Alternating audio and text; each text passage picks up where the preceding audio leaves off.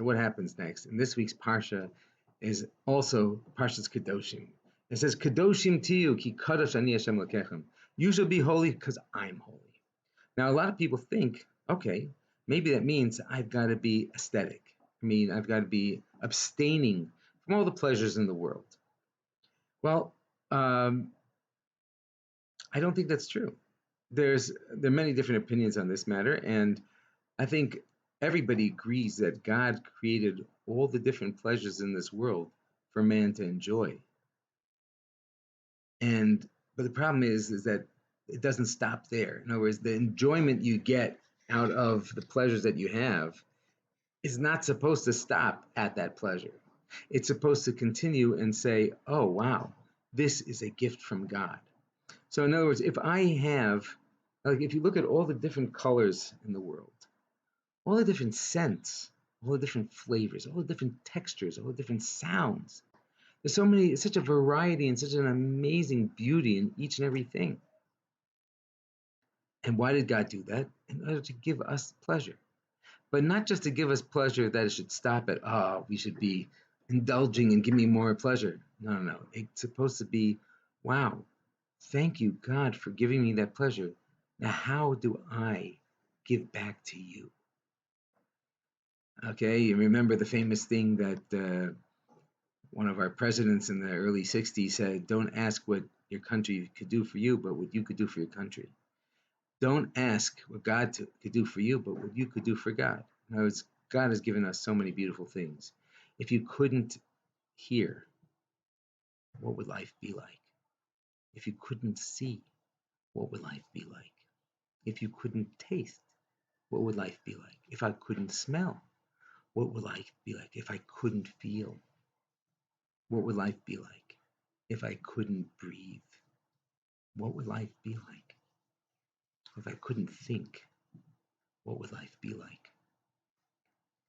There's so many different aspects to our lives that we have to understand that Hashem is giving us a gift, and we have to thank Him.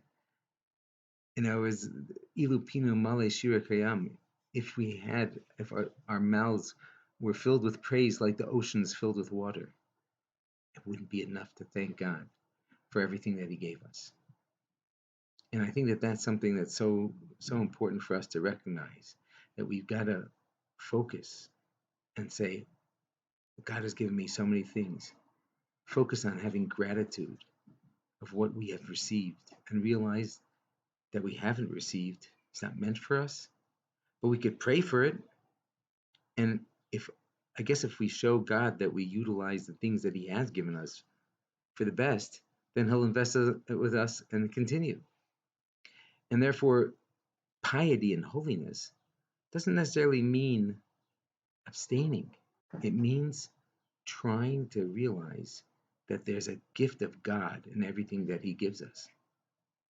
And that's why, I already made a bracha, but when we drink or eat, we say a blessing, because I'm recognizing there's godliness in this.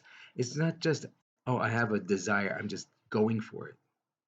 I stop for a minute, recognize this is a gift from God.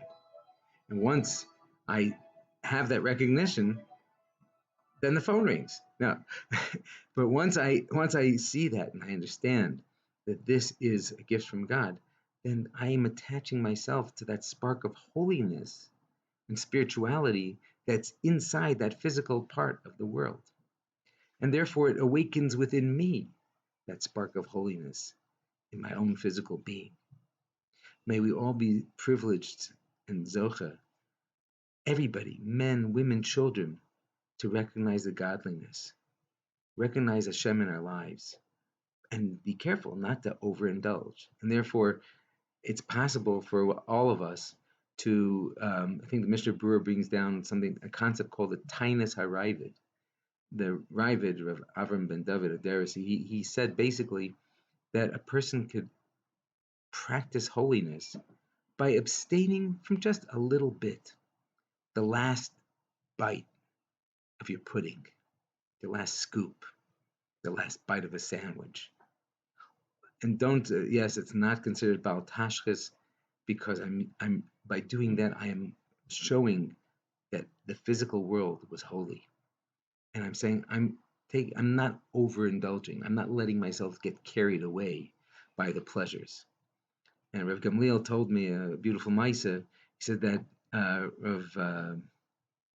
think it was Rav Chaim Shmulevitz, he had a fellow over who was very aesthetic to a certain degree, and he came and Rav Chaim Shmulevitz was eating his meal, and after the meal was over, he called his wife and says, "Can I have another plate?"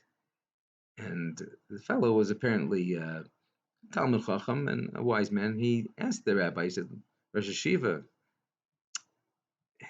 why are you having more? Didn't you have enough?" And he says, "You don't understand. The reason I asked for more is because that is my wife's pleasure, to see that I enjoy it. Just like I enjoy when my students are over and there's back and forth and they ask me questions and they want to hear it again. I enjoy that interaction. She enjoys the interaction of watching me enjoy what she had tried to do nice for me. So again, that doesn't contradict the tiny Saraiva. In other words, he could have left the last thing in the second plate over, just to show he's not indulging. So there's always balance, and Hashem should help us realize, live our lives with balance.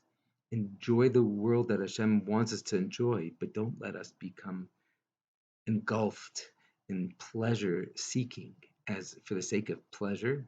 Rather, let us enjoy the pleasures as a way of seeking God inside those pleasures. And when we do that, then we're truly holy.